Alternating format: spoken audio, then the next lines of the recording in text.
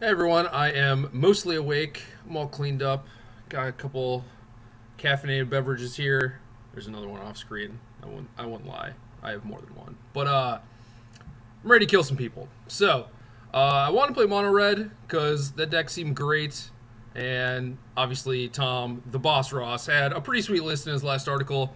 Like most of the people in the comments, I'm a pretty big fan of Goblin Heel Cutter, but I didn't think it would make for the most interesting of watching, and I don't think it would be particularly helpful. Like maybe if you're trying to find out how the deck plays out and if it's actually good, then it would be worth watching. But anyway, I just ended up returning to an old favorite, and we have Grand Prix Miami coming up this weekend, so that's probably going to be a lot of fun. I will be in attendance. Found some cheap red-eye flights, and I'll probably be miserable during the tournament, but it should work out. It should be a lot of fun. So I'm currently waffling between this and another deck, and I don't know. I don't know what I'm going to play, but if this daily goes well, this might be the decider here. So Abzan Whip, or Abzan Reanimator, as my boss likes to call it, even though I don't think it's a Reanimator deck, but that's fine. Abzan Reanimator. So pretty similar to the deck that I played at the Season 4 Invitational in Seattle, and that didn't go particularly well, but I also played like crap, so that's mostly my fault. But I still think the deck is good. You know, like the format before was some aggro decks, a lot of Abzan mid-range, and I don't even remember what else. There are like some control decks, but not really. And that deck seemed particularly good against both aggro and Abzan midrange, so want to bring it back. So the only really big differences are, A, a new set came out, and B, Caryatid has been getting a lot of hate as of late, and I was all aboard that train. I don't like the card. I don't think it's great. You cite it out in a lot of matchups just because they go super long and they're super grindy. But I played some tournaments and played against things like red-white aggro and Abzan aggro and absolutely needed the Caryatids. So they're back in the deck. I only have 3 right now. Could very easily be a 4th, and we'll figure that out at some other point. But right now I'm trying 3 just to see. I'm trying to be a little greedy, basically. I'm trying to have my cake and eat it too, where I have enough reasonable games where I draw the Caryatids, but I don't actually flood out on them. So I don't know. I mean, if the format is at a point where I want one on turn 2, I should just play 4 and I should just bite the bullet and I should do that. But I'm greedy, so we're gonna try and get away with 3 here. But since our new cards are Tasigur, and we have some Whisperwood Elementals taking the spot of Doomwake Giant, basically. I like Commune with the Gods now. I didn't like it before because it mostly just put expensive things in your hand. But with Tasigur, you get to like Dark Ritual that thing out and play him, and he's just super cheap. It gives you another way to fill your graveyard, which this deck definitely wanted. It mills itself rather slow just because it only has like the Satyr Wayfinders. So Commune is definitely nice in the deck. It's like you could play Sidisi and, the whole Sultai thing, but you really want Siege Rhino just because you play these games against control decks where you're milling yourself and then you Soul of Innistrad back 3 threats and you hope that that's basically going to be enough. But with the Sidisi deck, I found that I was just decking myself, and they could very easily just like kill it with the trigger on the stack, so I wouldn't get a token. And I basically wasn't getting anywhere. I'd rebuy all these threats and just end up with nothing still.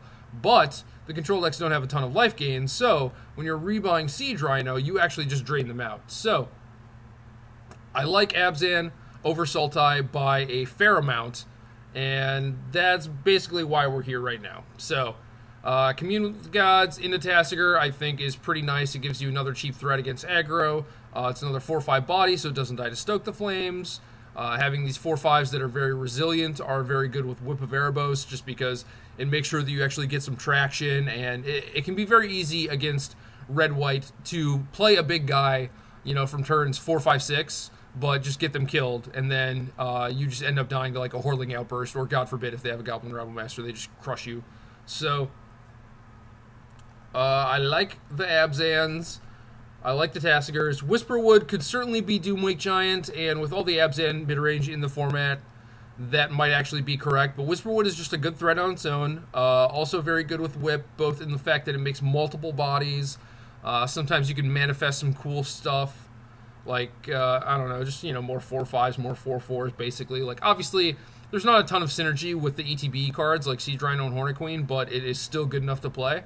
And it's a 4/4, so it dies to Stance, it dies to Stoke the Flames, it dies to Chain of the Rocks, but it also gives you some insurance against sweepers, which this deck basically needs. So, Whisperwood's been pretty good. Haven't felt a distinct need to have Doomwake Giant in my deck, but could definitely make that return. Since we have Commune, I want to try some Banishing Lights. Against these control decks, especially Sultai, they have 7 Planeswalkers, 8 Planeswalkers, and you want basically as many Heroes Downfalls as you can possibly have. So, Banishing Light is a Heroes Downfall that is communable.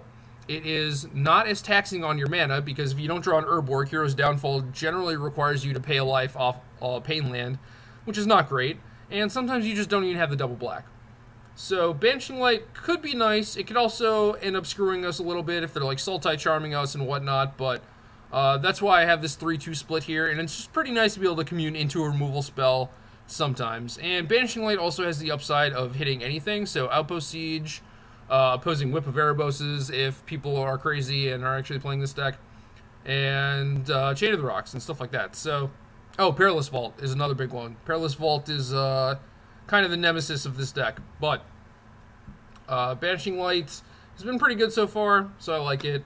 I tried versions without Hornet Queen, but I think you really need them against Red-White, because otherwise they just beat you with flyers. So Hornet Queen is pretty nice there. And I only had 2 Whip of Erebos for a while because I had 3 Communes, and I might actually go back to that switch because I felt like I was getting Whip flooded. But there have also been enough games lately against Red-White where it feels like I kind of need a Whip, even if they're boarding in erases and whatnot. So I'm back to 3. I'm not sure if that's super clunky or not, but we'll see. Then, I have the Murderous Cut, which is fine when I have Wayfinders and Communes. Don't think I can afford to play too many because I also have Tassiger, but I do want a cheap removal spell, so there it is. I would also not be that upset if I got to play another removal spell, but if I added a 7th, it would probably be another Downfall. But I don't know what I would cut, because I have 24 land, and I kind of want a 25th, especially since I'm only playing 3 Caryatids, but I do have 3 Thoughtseize because I do respect the control decks a lot, especially since it won in Memphis. And even the beatdown decks, they're not super fast beatdown decks. So if you can steal their Siege or steal their Storm Breath or something, like that might buy you a bunch of time. So I basically don't mind keeping in 2 Thoughtseizes against something like Red-White. And so I basically just have the 3rd for Abzan and control decks, so you have answers to their weirdo stuff in game 1, like their Planeswalkers and Perilous Vaults and whatnot, until you get to sideboard.